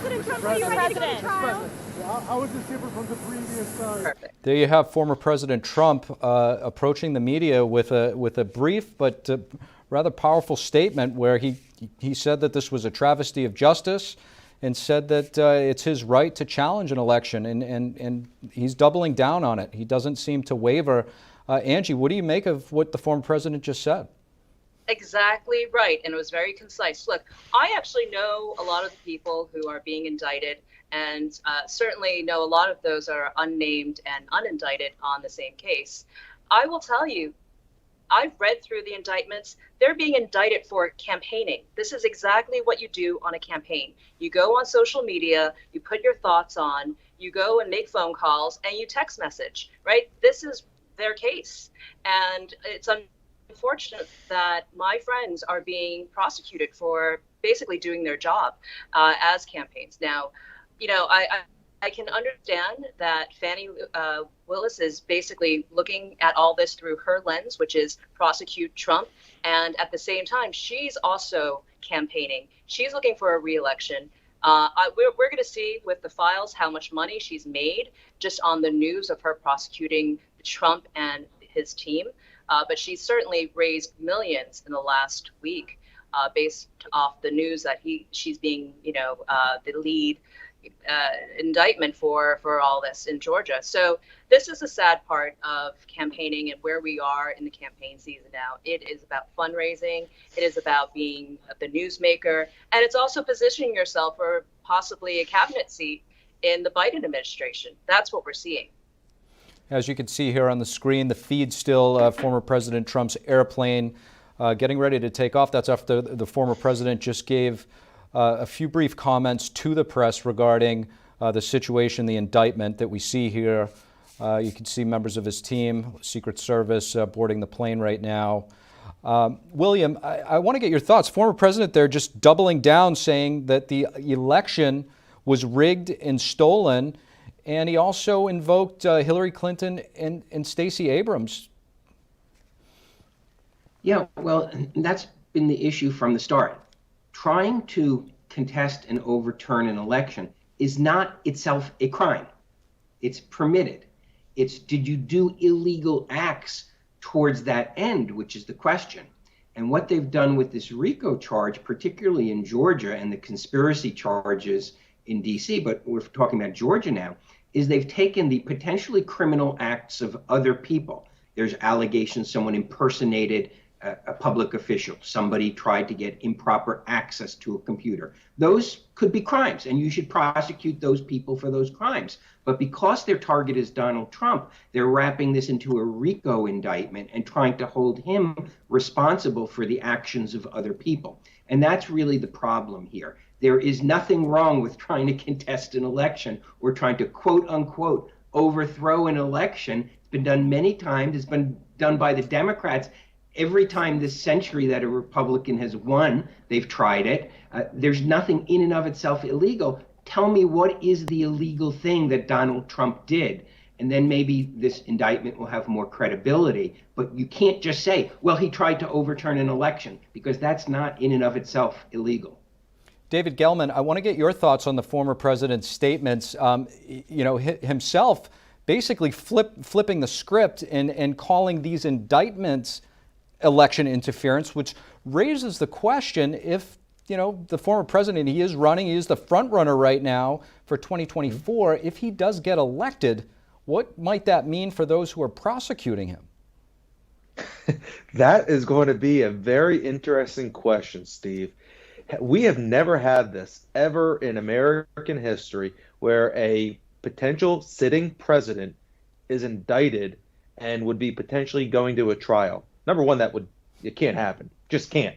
As the president, you are the commander in chief. Your job is to protect the country. All right. So you cannot be dealing with indictments. So that would all have to be on the back burner for 4 years. It has no choice. But this is just unprecedented times. Other countries are looking at us right now like we are a banana republic, and we really are, because seeing an individual challenge a election is it's American. This is what you're supposed to do. In fact, it's very interesting. Doing a little research today before coming on your show, I saw a tweet from 2020 on Election Day from Fani Willis. And do you know what she was talking about? She was saying, we have to be sure that Fulton County, our elections are secure. And she's questioning the integrity of the elections. So she is doing exactly what Donald Trump was doing and all the individuals that are working for him and his campaign. Trump didn't do anything wrong in this. There's no RICO racketeering or conspiracy to do anything. Questioning an election is not illegal. It's American. Angie, House Republicans today launching an investigation into the Fulton County DA, Fani Willis. Congressman Jim Jordan now asking for documents from Willis's office to see if she's coordinated with the Department of Justice to indict Trump, and if her office used any federal funds to investigate Trump. What happens if any links between the DA's office and the DOJ are found in their indictments against Trump? Yeah, and that's a real question, because it seems as though some of the evidence were shared from other cases. That's what it appears to be. And that's why Jim Jordan has started up this investigation, and rightly so. Did they coordinate all the timings of all the indictments? We have 4 indictments. Were they perfectly timed one after the other? Why was done that way? What kind of coordination and what type of evidence sharing might have happened? These are all real questions for Congress, and I'm very happy they're looking into it at this point. Ultimately, the remedy is basically to defund any sort of federal money going into these state DA's offices. That's all they can really do. And is that going to be enough to stop them from prosecuting the Georgia 19? I'm not sure, but I'm very happy that Jim Jordan is looking at this. The other thing that I had heard, and this is something that Bernie Kerik, the former NYPD commissioner, was saying, was that this particular DA is looking for the death penalty. I mean, this is the kind of level we're playing at now. She's seeking the death penalty for Trump and the other 18 indicted for this particular case. Now, tell me that is not just for the media. That's not just the shock and awe kind of narrative that she's trying to drive here. It is a really strange case, and I really do hope that any judge looking at this will just dismiss it, just based on the merits of the case. I think, you know, there's a panel of lawyers here.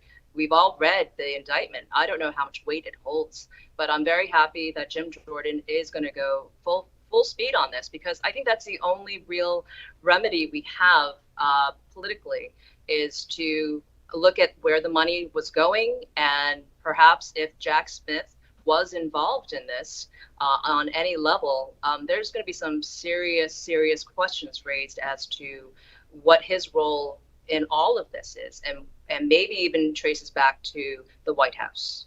So, William, Chairman of the House Judiciary Committee, Jim Jordan, also requesting similar information from Manhattan DA Alvin Bragg. That's after Bragg brought charges against Trump. What happened in that request, and where do you see this ultimately heading? Yeah, I'm not sure what the status of the request to Bragg is. I know he had objected to it. I know he had gone to court, and I believe he lost in court. I don't know what's been turned over. But those document battles, that could easily be a year. Those things don't get resolved very quickly. So if the government is going to contest and the prosecutors are going to contest that they have to turn over their prosecutorial files and their investigative files, that's going to take a while to be resolved. It's not going to be resolved next month or probably early next year. So that's a fight that's going to go on for a long time. I would not, while the intentions may be very good, I would not hold out a lot of hope that a House committee is going to get anything that's good anytime soon, because if it's good, they're going to fight like crazy to avoid having to turn it over, and it's going to be court fights eventually and appeals. So we're not going to get anything out of those investigations. I'm not saying they shouldn't do it. I think they're well intentioned, and it will create some pressure, but these document fights take a really long time to work out. David, your thoughts? Oh, William is exactly right about this.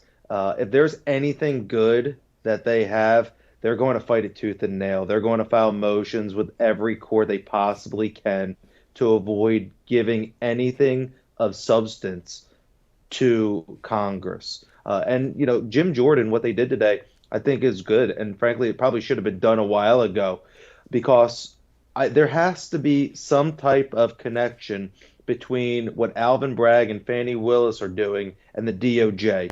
There is no possible way they are coming about doing all this and coming out with all these different charges, especially in Fani Willis's case, without having DOJ input. I wouldn't buy it for a millisecond. These are extremely serious, complex charges that they are charging Trump and all the co-defendants with. These are charges that probably they've never tried in the beginning. They're federal charges for the most part. Georgia has these types of charges because they're based on the federal statutes. However, I can almost guarantee you that 99.9% of the attorneys in the Fulton County District Attorney's Office has never tried a RICO case. And Steve, I also want to bring up about a very interesting point that I was thinking about, where it's always interesting that when there's something happening with Hunter Biden, the next day something happens to Trump. Either he's indicted or there's a motion or something going on, anything to take away from Hunter Biden. So it's very interesting to me. Is it a coincidence?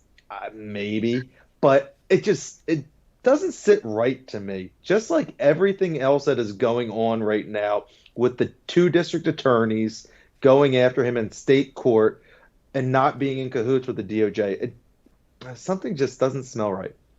Yeah, David, a lot of people have raised that point. Very curious indeed.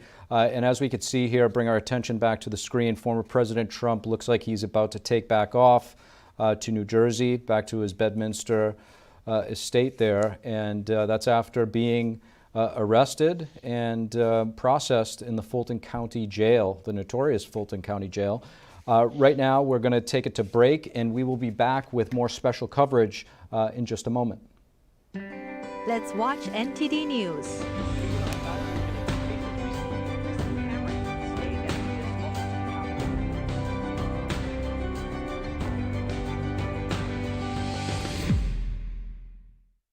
$300 million jobs globally could be impacted by artificial intelligence. TikTok could undermine the very essence of American sovereignty. It's not about what the companies actually do, it's about playing the game. Where do you see safe spots in the market? Inflation surged the most, 311,000. The largest bank failures. The Twitter files. What's driving up the demand for gold? Joining me right here every weekday for your latest business news. The stories that need to be told, the voices that need to be heard, the truth that you need to see. Get unbiased and in-depth news. Don't miss a beat. I'm Stephanie Cox. At NTD, we're here for you. I was formerly a registered Democrat. So our family, my entire family, I had 9 brothers and sisters, and of course my mother and father. We consider ourselves Kennedy Democrats, so JFK, RFK, Martin Luther King. When I was a kid, and I was a young man, we looked at Republicans as the party of the elites, party of wealth, right? The party of the haves, right? When we were looking at ourselves as the party of the workers and the have-nots. But I think Kennedy saw what happened, or what was happening to the Democratic Party, one of them being an overreaching federal government, and the ideals, the true ideals of the Democratic Party. And because he tried to raise those ideals, he was killed for it. Okay, he was assassinated for it. Physical assassinations are much messier these days. And we have a lot of new technologies to be able to learn, the forensics of something that happened, right? Where what is less messy is the assassination by narrative, okay? I'm a product of one of those. I've been assassinated by narrative, yet I'm still standing because I have a much deeper understanding of what it is that we're facing than 95% of just regular people. The tailspin is going to drive us right into the ground, and that's going to be the end of America, and that will be America's demise.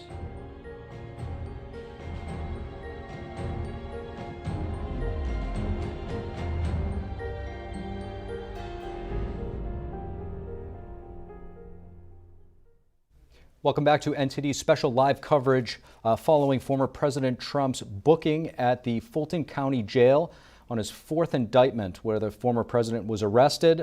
Joining us, we have Angie Wong, political journalist and columnist, David Gelman, criminal defense attorney, who's also a former deputy district attorney in the state of New Jersey, and William A. Jacobson, clinical professor of law and the director of Securities Law Clinic at Cornell University. Thank you guys for coming back with us. David, I want to go back to you. Obviously, as a former district attorney, I'm sure that you have went through these indictments a lot more closely than many of us lay folks. What stuck out to you as you were reading them? Anything in particular? Honestly, there was just no meat on the bones. Looking at everything, they're saying that Trump did an overt act. His overt act was saying, go watch this news channel as the Fulton County elections are being held. Go watch this channel. Go watch this. That is not an act of trying to overthrow an election. So reading this indictment, it's like reading a child's book almost. It is laughable. Honestly, it is. It's a disgrace. Now, I'll bring you into the grand jury room real quick for what happens in a grand jury. I'm sure a lot of you have heard the saying, you can indict a ham sandwich. That's pretty true. I did that for 5 years in the grand jury unit. And what it is there's no defense counsel, there's no defendant, there's no defense witnesses. All it is a prosecutor and their witnesses, and they're just giving their side of the story. And the grand jury just votes, and all you need is a majority rule. And if you want to indict something, you can indict it. If you don't want to indict something, I can guarantee you it won't be indicted. It is a mockery what they did and what I read. William, is there any meat on the bone as you read the Georgia indictment? Well, like I said, in the Georgia indictment, they do allege certain crimes and things which, if they're true and they're proven beyond a reasonable doubt, would be a crime, like unlawfully trying to access a computer system or impersonating a public official. But so much of that has nothing to do, at least that they've tied in, with Donald Trump. Did he direct that be done? Did he participate in that? Instead, again, I get back to this is basically a RICO theory trying to hold him responsible for what other people did. And that's where I think they're going to have a burden of proof there, assuming there's a fair jury and he gets a fair trial. That's, I think, going to be an uphill battle. And a lot of what they say is that the illegality was that he lied about things. And that's true in the D.C. case also. But lying in and of itself is not a crime. And lying when you're a politician is really a requirement of the job, it seems, for most people.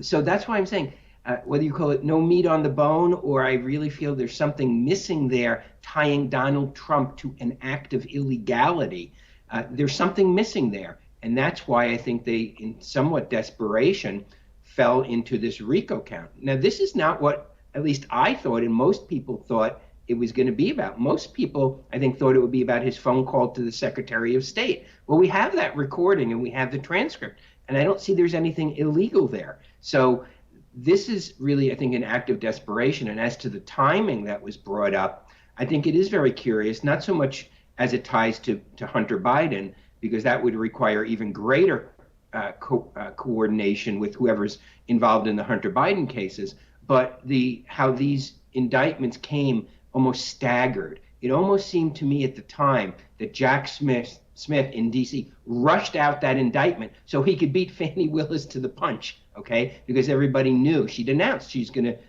reach a conclusion by the end of August. So something's very wrong here. All of this, and I've been saying this for a long time, whether you think there's any meat on the bone or not, this should have been done a year ago. It should not be done now. So as we've been reporting, the former president has just departed the airport in Atlanta. Right before departing, however, he did approach the press and gave a few remarks. Angie, we're going to play this and get your reaction on the other side. Thank you very much for being here. I really believe this is a very sad day for America. This should never happen. If you challenge an election, you should be able to challenge an election. I thought the election was a rigged election, a stolen election, and I should have every right to do that. As you know, you have many people that you've been watching over the years do the same thing, whether it's Hillary Clinton or Stacey Abrams or many others. When you have that great freedom to challenge, you have to be able to, otherwise you can have very dishonest elections. What has taken place here is a travesty of justice. We did nothing wrong. I did nothing wrong.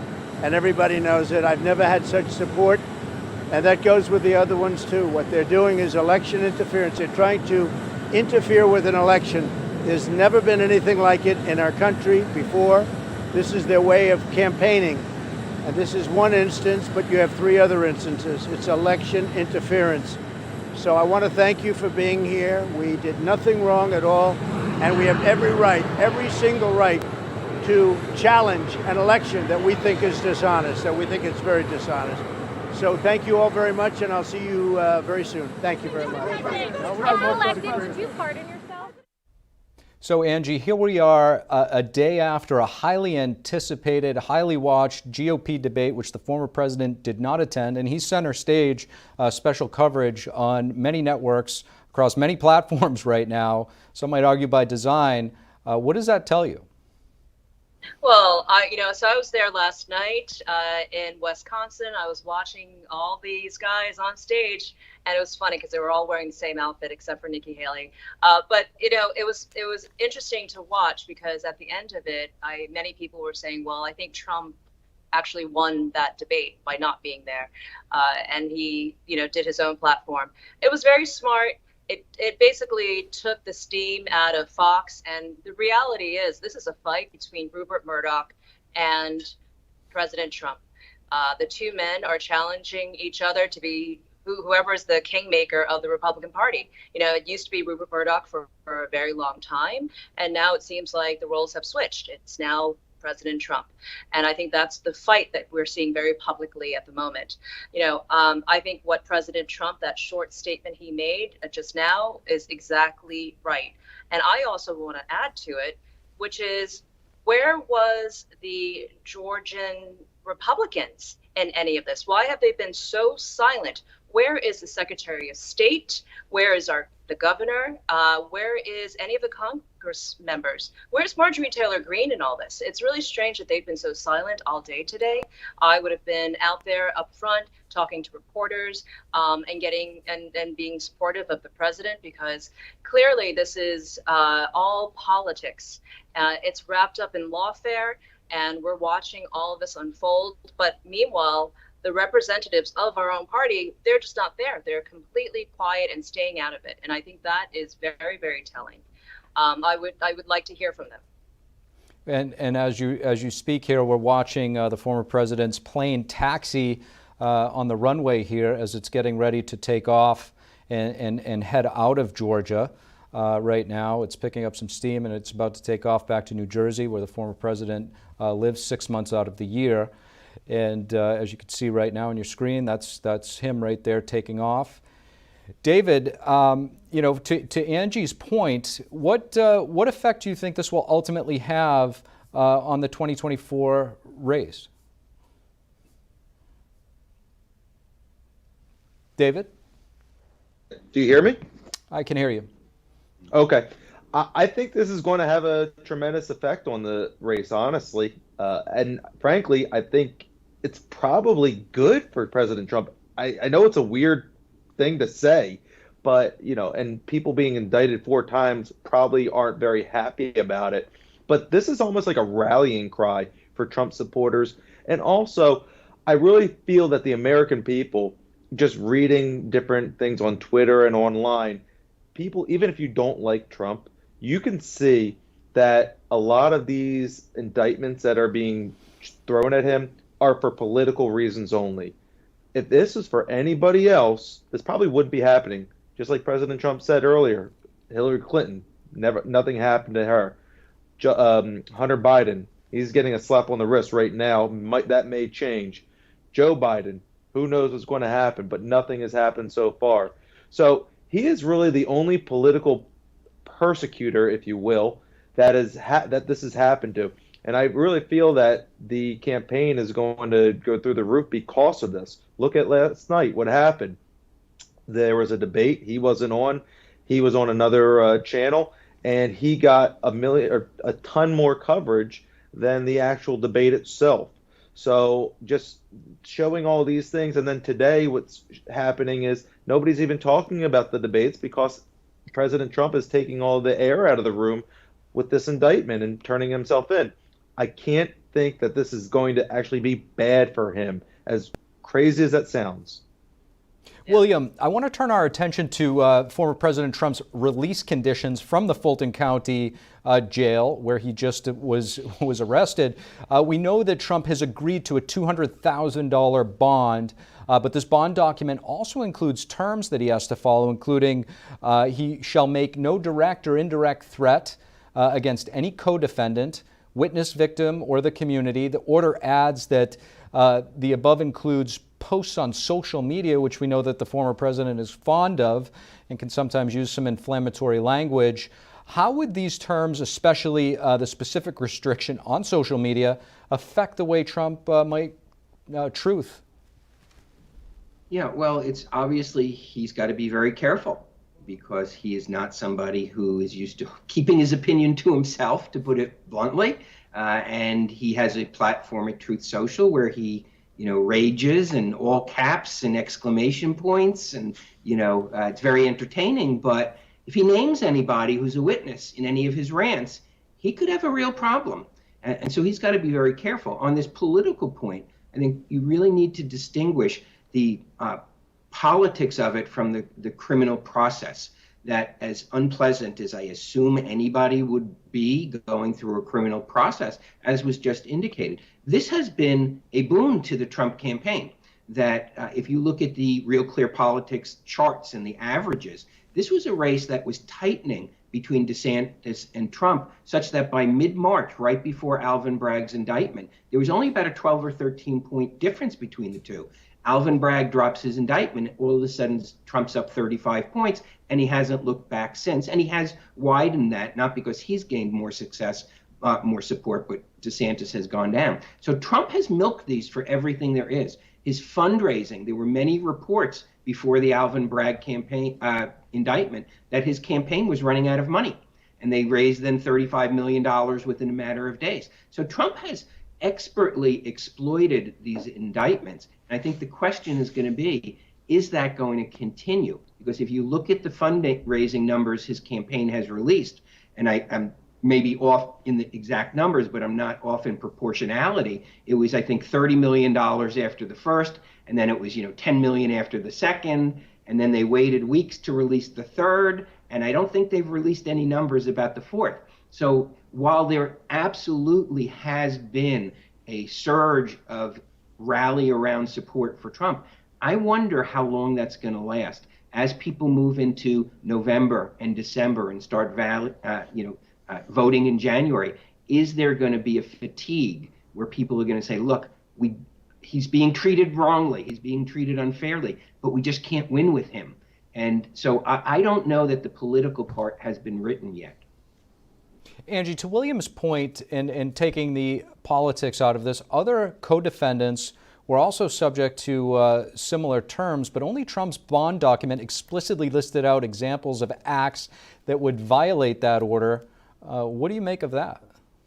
Yeah, well, Trump not tweeting, that's going to be a major problem. He's got surrogates. He's got lots of surrogates and proxies ready to go to spread the message. So I'm not so worried, even if it's not coming directly from his account. Certainly, he can get his message out there. I think that all of this, I think Trump is actually kind of enjoying this. You can see that he's quite relaxed. Even on his on the tarmac just now, he was very relaxed in his speech. He just got arrested again, right? I mean, 4 times this year, and he looks like he's about to go for a cocktail. I know he doesn't drink, but he was very relaxed around. I love that because you can tell he is enjoying himself. He is campaigning. This is his campaign. He knows that little 15-second clip is going to be played over and over again all night long. It's going to hit the evening news, and it's going to be played around the world because everyone is watching this election going, what is the U.S. doing? It is just insane. And I certainly can tell you that, I used to be a former news editor in Hong Kong. Everyone there is watching. It's going to be on the front page of the South China Morning Post tomorrow because it's so ridiculous, because now we're mimicking we used to criticize China. We used to criticize all these other countries, and we're doing it ourselves. So we're going to be hypocrites tomorrow on the world's media. Speaking of clips that go viral around the world, there was one from last night's debate I'd like to pull up and get your reaction, David, where all of the candidates were asked whether or not they would support the former president, even if he was to be convicted. If former President Trump is convicted in a court of law, would you still support him as your party's choice? Please raise your hand if you would.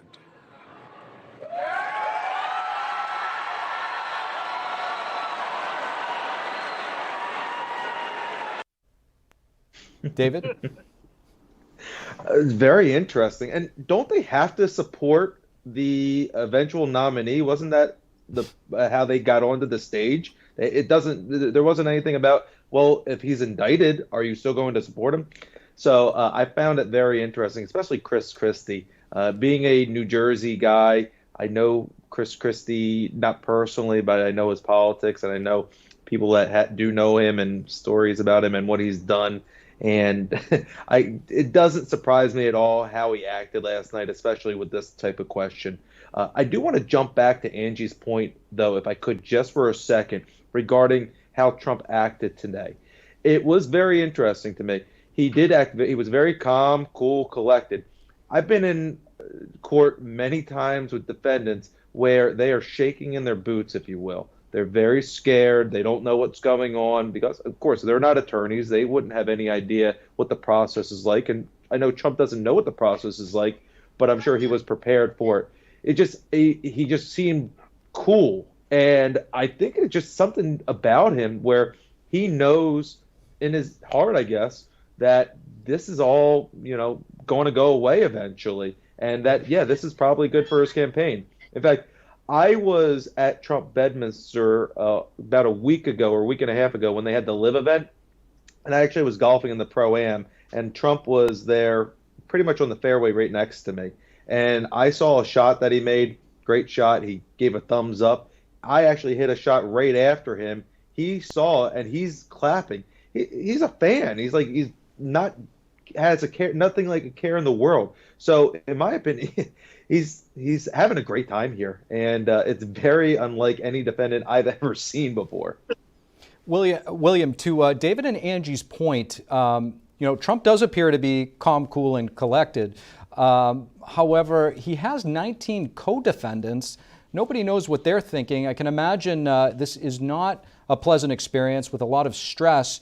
To that point, does this create a chilling effect on people in his orbit, potential future staff, current staff, and, say, other legal counsel? Yes, and if this reminds me a lot of what happened in Wisconsin with the so-called John Doe investigations in 2000, starting in 2010. They went on for several years. They used a secretive investigative tool, a local Democrat prosecutor, to basically freeze the entire conservative movement in Wisconsin, because they would investigate people, they would raid their homes, they would get court orders that the target of the raid was not allowed to tell anybody that it had taken place. And people stopped talking to each other because they didn't know who was being monitored, who was being investigated, who they could get in trouble from speaking to. And so I think one of the chilling effects, particularly of the Georgia indictment, is an attempt to freeze the Trump movement, to freeze the Trump wing of the party. That's not really true in the D.C. case, which is for the same act of alleged unlawful election interference, where they named one person, Donald Trump. This is an attempt, and I think one of the panelists mentioned this earlier, this is an attempt to take down Trump World and to freeze Trump World. And I think that's what makes it so political. She didn't have to name 19 people. She could have brought some of these discrete, supposedly criminal charges, like accessing a computer improperly, as a separate case 18 months ago, 2 years ago. Instead, it is an attempt to take down a political movement and to get people to stop talking to each other, and now to get some key political players worried about what they might tweet or put on Truth Social. So that has a really bad taste. Even if you think Donald Trump did something wrong, it shouldn't have been done this way to prosecute him in Georgia, the way they're doing it. So I want to actually bring up, I'm getting word right now, we have the official mugshot of the former president. We've received it from the Fulton County District Attorney. There you have it, first reaction. I remember the first time the former president was indicted and arraigned in Manhattan. We had that image, but we did not have a mugshot. That's a pretty serious look on his face right there. Former president's first mugshot out of 4 indictments. It's a pretty powerful photograph right there. Angie, what's your first reaction? I'm very sad for our country right now. This is the first time our country has ever indicted a U.S. president, and it's a very, very chilling moment. I was making fun of these images. I think these images are going to be part of our fabric and our experience as an American, because of I've just been seeing a lot of it online with the other mugshots. I think this one in particular, unfortunately, we have half the country who's popping champagne bottles looking at this image. And the other half of the country is crying for him. I certainly feel a lot of sadness to see this. I don't think it should have ever been brought to this point. I also know that President Trump intentionally posed that way because that's who he is. And he is going to basically build a T-shirt empire off selling that image, right? He's going to game this one. So I have no doubt that this is, he knew this was coming, and that this is going to be an image just like the Frank Sinatra, mugshot, and any of the other, kind of iconic images that we have as Americans. And I'm just really sad for him today. But I know that in the end, he's going to play this one. He's going to game it. It's going to be the election T-shirt. I already see the slogan. It's going to say, they're not coming after me. They're coming after you. I'm just in the way. And this particular photo. David, your reaction? I have two thoughts. Number one, it was unnecessary to take a mugshot. There's no law that says you have to have a mugshot when you are charged or when you post bail. So they did this strictly for publicity, as we spoke about yesterday, Steve. All publicity. Fani Willis did this on purpose. I think it's going to backfire. The second thing I'm thinking is, cha-ching, this is going to make Trump and the campaign a ton of money because, again, like we were saying earlier, there's going to be T-shirts, there's going to be posters, there's going to be flags. It's going to be everywhere. By the time this is all done, people are going to be sick of that photo, I got a feeling. It's a good photo, I think. It showed strength. It looks like he's not messing around, and I think it's going to be a rallying cry of anything. But, in all seriousness, I think it is a sad day. I think it's a very sad and something that really was unnecessary, and it's all publicity. William, we'll give you a final thought here and your reaction to that photograph. First look.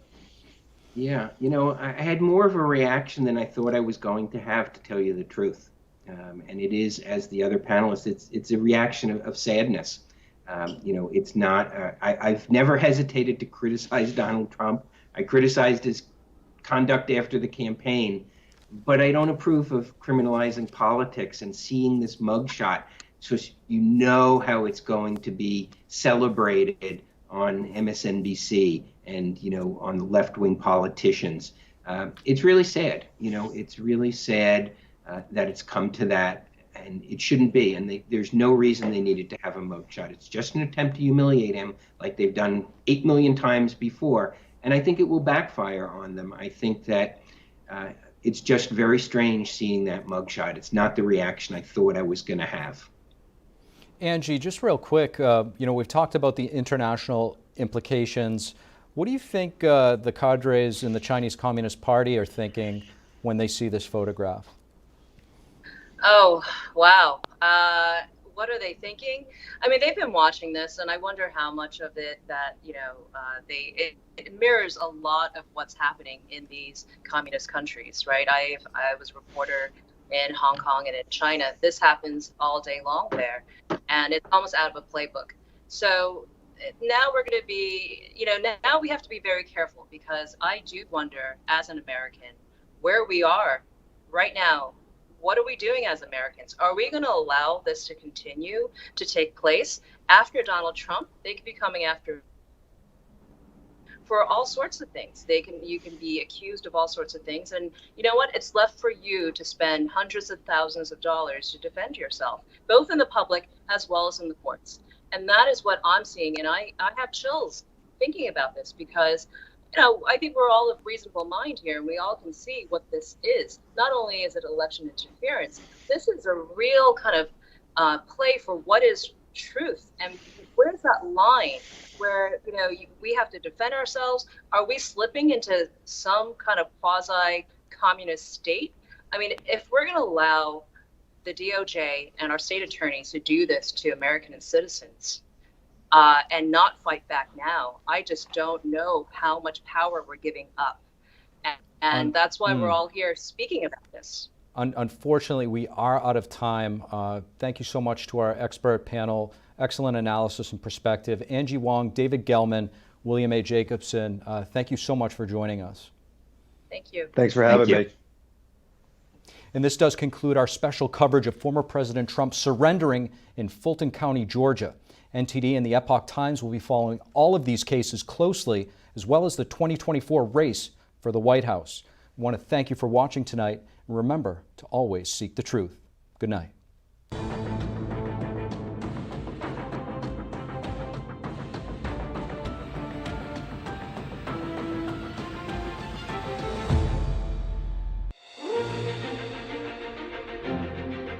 NTD's Capitol Report. It's about getting answers, cutting through the fog of politics. It's about your questions and our chances to ask. What is the net impact of the American Congressman Graves? Thank you for joining us. We're speaking to those in power to find out what does this mean for the people. We're here so you're in the know.